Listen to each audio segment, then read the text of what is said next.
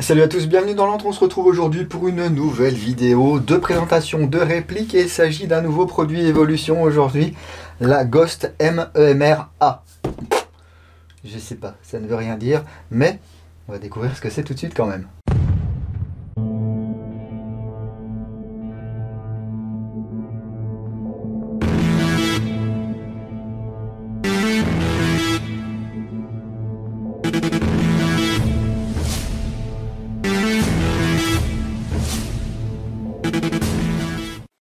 Et avant de commencer, j'aimerais remercier Evolution qui m'a envoyé ce modèle afin que je puisse vous le présenter et puis le découvrir aussi.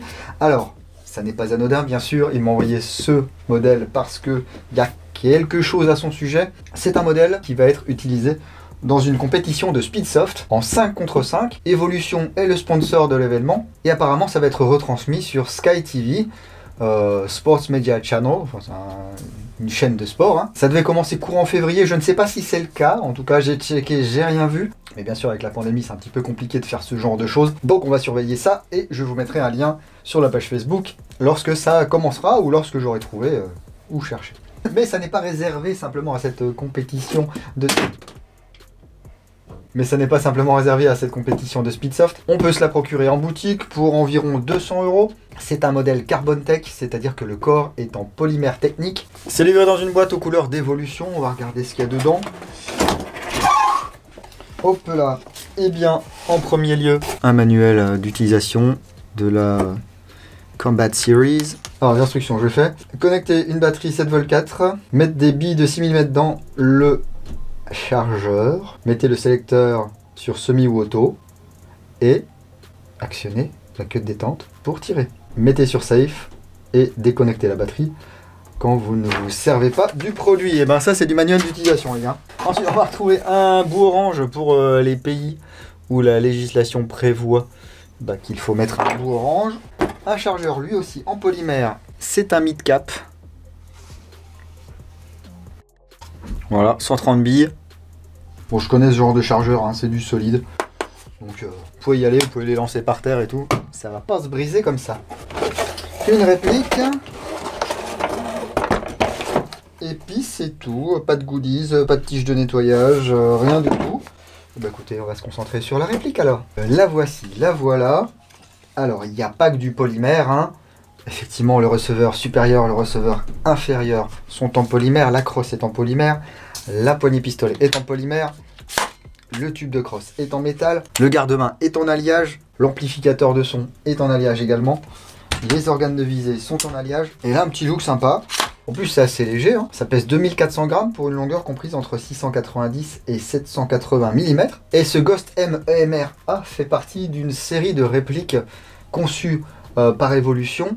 Le design a été proposé par un concepteur d'armes qui travaille avec les armuriers italiens hein, dans la région de Gardone. Ce sont des choses que je vous avais montré un petit peu à l'IWA il y a 2 ans. Donc voilà, on a du design assez spécifique. C'est sympa. Designed in Italy.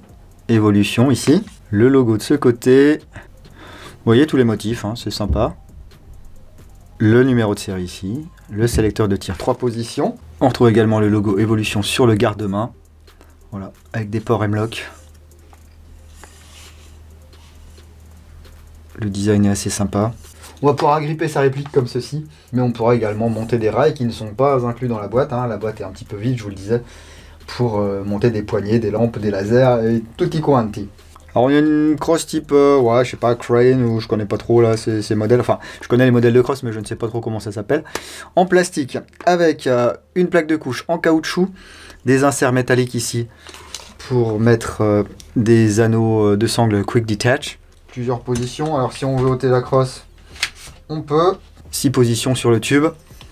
Et là on va aller chercher la prise Tamiya Mini. Et ouais, pas de DIN. Et là, j'en profite qu'il n'y a plus la crosse pour vous le montrer, l'anneau de sangle. Donc que vous soyez droitier ou gaucher, vous pouvez monter une sangle, un point là-dessus. Il n'y a aucun souci. Oh, c'est bien, c'est stable, il n'y a pas de jeu. On retrouve la poignée classique là, hein, qu'on trouve sur beaucoup de productions ces temps-ci, avec la possibilité d'aller chercher le moteur sans outil. On pince ici, hop, on ouvre, on enlève cette petite pièce. Ça permet de voir aussi que le pontet ici est un petit peu ajouré sur le dessous, qu'on a une queue de détente droite, type sport, le bouton d'éjection du chargeur ici, le chargeur, ça clique bien, il y a un peu de jeu, mais voilà quoi, comme sur à peu près tous les chargeurs. On verra en fin de vidéo la compatibilité avec les chargeurs que je possède. Le levier d'armement ici, hop, on tire, voilà, il n'y a pas de rétention.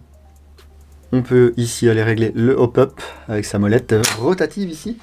Donc l'arrêtoir ici n'est pas fonctionnel, hein. Vous le voyez, on a un rail sur le dessus, il continue un tout petit peu, il reprend ici devant. Un amplificateur de son ici qui est monté sur le canon externe, c'est de l'alu. Si vous voulez le dévisser parce que vous n'aimez pas ça, et ben vous le dévissez, il n'y a pas de problème. Par contre attention, si vous voulez mettre autre chose, le canon interne ici dépasse un petit peu. Et puis accessoirement, il faudra que ça rentre dans le garde-main. J'aime bien le choix d'organes de visée qu'ils ont fait, parce qu'ils ne sont pas partis sur le truc plastique de base. Ils ont pris quand même des organes en métal et qui se verrouillent. Donc, au niveau du guidon ici, voilà, ça se verrouille. On a un cran qui est réglable en hauteur. Un bouton ici qui permet de le rabattre. Donc si vous passez dans des branches ou quoi, ça risque pas de bouger. Et une hausse ici. Hop là. Pareil, qui se verrouille, qui dispose de deux petits œilletons et qu'on va pouvoir régler en dérive grâce à cette petite molette. Donc ça nous donne une visée qui est intuitive, qui est efficace et qui permet de s'en sortir directement sans avoir à faire des frais sur un point rouge. Mais je le sais les gars, que vous allez vouloir acheter un point rouge. Alors il y a des petites étiquettes qui gigotent de partout là, vous l'avez peut-être vu. On a un ETU dans cette gearbox avec de l'active braking, une protection LiPo, une régulation de courant et une détente à déclenchement électronique. Le cycle est contrôlé magnétiquement, donc il y a certainement un petit aimant, hein. Il y a plusieurs marques qui font ça, ce qui fait qu'on a toujours un cycle complet. L'active braking tire un petit peu plus sur le moteur, faudra voir sur la longueur si ça tient bien le coup. Et il n'y a rien de programmable sur cette ETU, donc ne cherchez pas à brancher quoi que ce soit, des boîtiers ou quoi ou caisse ou votre téléphone. Là c'est vraiment de l'intégré non programmable. Alors il parle de 7V4 dans le manuel. Moi je vais quand même lui brancher une 11V1 parce que je suis un fou.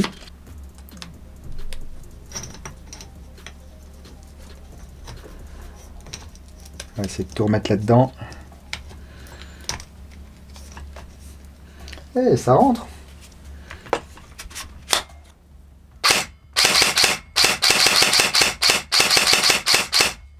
Pas mal. Ça va, ça va. Alors, ça claque très fort parce qu'on a cet amplificateur en sortie de bouche. Je suis pas fan, je vous l'avoue, hein. Les trucs qui font du bruit, pour dire que ça fait du bruit. Faut aimer le look aussi, ce qui n'est pas forcément mon cas. Donc je pense que je changerai ça pour mettre un modérateur de son. Mais si vous aimez bien qu'on vous entende sur le terrain, c'est parfait, hein. Je vous parle pas de l'interne, on nous dit qu'il y a une gearbox renforcée, déroulement de 8 mm, une crémaillère en acier. J'ouvrirai ça et je vous montrerai ça sur le blog. Mais voilà, je sais un petit peu d'où ça sort. C'est une mécanique qui est quand même relativement solide et de toute façon c'est du V2 standard. Donc si vous avez une casse et que ça rentre pas en garantie, vous n'allez pas payer des 100 et des 1000 pour avoir des pièces de remplacement. Sans transition, je vous propose d'aller au Chronie et de voir combien ça sort.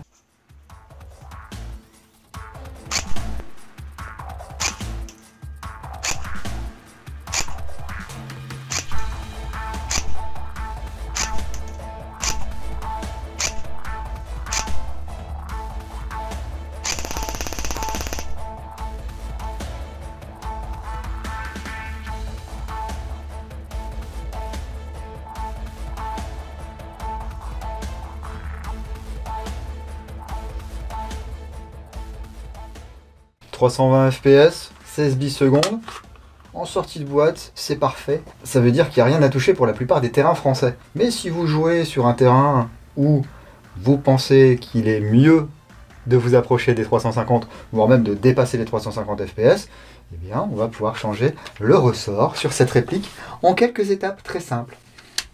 On retire la crosse, on retire la batterie, on se munit d'un long tournevis cruciforme.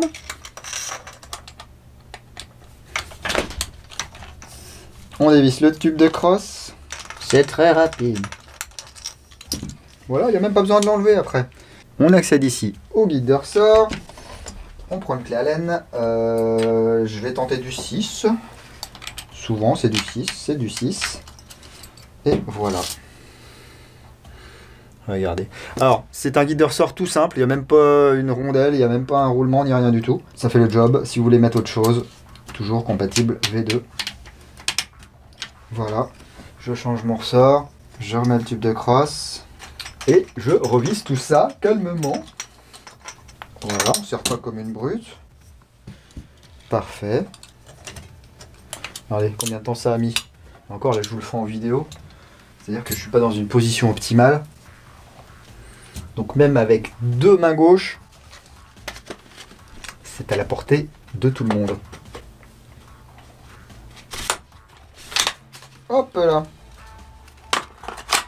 Bon bah voilà, je pense que j'ai fait le tour de ce Ghost M EMR A de chez Evolution. Une réplique de la gamme Carbon Tech, donc avec un corps en polymère technique, un garde-main en métal, un canon externe en métal, un tube de crosse en métal. C'est pas très lourd, c'est pas très cher, je vous le disais, à peu près 200 € pour ça, avec le TU intégré. Donc voilà, c'est cool parce que désormais on a vraiment beaucoup de répliques qui permettent aux gens qui veulent commencer l'airsoft de ne pas se poser trop de questions, enfin même si on s'en pose toujours, c'est normal hein, quand on va dépenser 200 ou 300 ou 400 ou 500 €. Mais là vous prenez ça, un sachet de billes, une batterie, vous allez sur le terrain, vous ne serez pas embêté. Allez, parce que moi je suis un petit peu perfectionniste, je vous dirais de tester ça au niveau de la portée de la trajectoire et éventuellement de changer le joint de hop-up pour quelque chose d'un petit peu plus qualitatif. Souvent on va avoir un joint vraiment de base là-dedans qui est parfois un petit peu trop dur pour la vélocité de la bille. Ici 320 fps, je vous conseille du 50 degrés, comme ça c'est relativement souple, votre bille va vraiment bien prendre l'effet hop-up et puis vous n'allez pas endommager votre joint trop rapidement. Mais en ce qui concerne les tests de tir de ce modèle,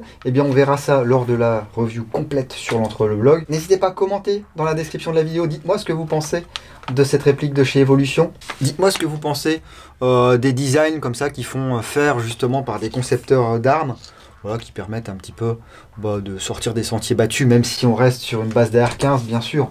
Ça révolutionne pas l'airsoft, ça. Hein. Et puis, n'oubliez pas non plus de mettre un gros like sur cette vidéo, ça fait toujours plaisir. Un pas like si vous n'avez pas aimé, vous avez le droit, les gars. Même si l'entre est une dictature, YouTube est une dictature aussi, dites donc. Mince, comment qu'on fait? Bah, exprimez-vous, les gars. Commentez.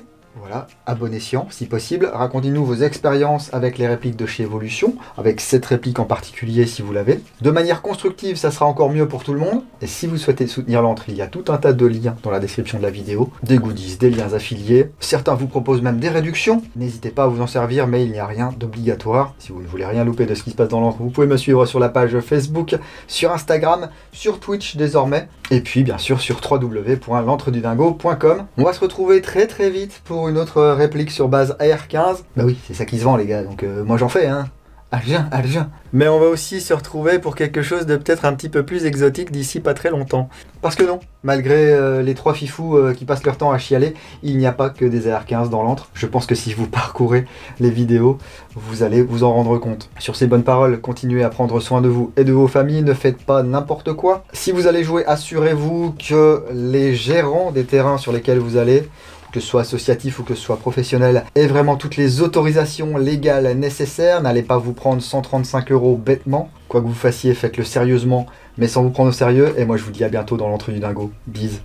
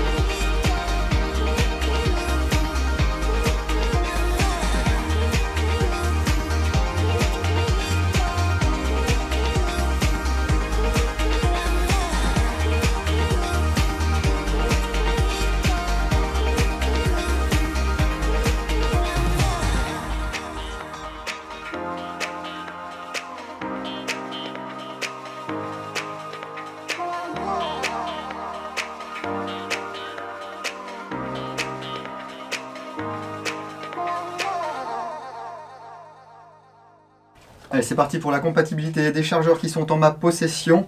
Un chargeur CA polymère. Ça passe. Ça feed. Un chargeur iCap. Ça, je crois que c'est un... Alors, soit un VFC, soit un Siberian. Ça passe. Un chargeur Amoeba. Ok. Chargeur GG polymère. Alors, je suis confiant, hein. Souvent ce genre de réplique, ça fonctionne avec plein de chargeurs. Ah, un QRS VFC, il passe pas celui-là? Ouais. Ah non, attendez.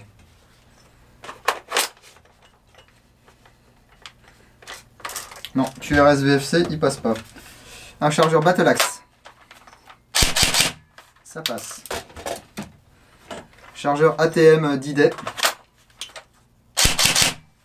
Ça passe. Chargeur Modify. Ça passe.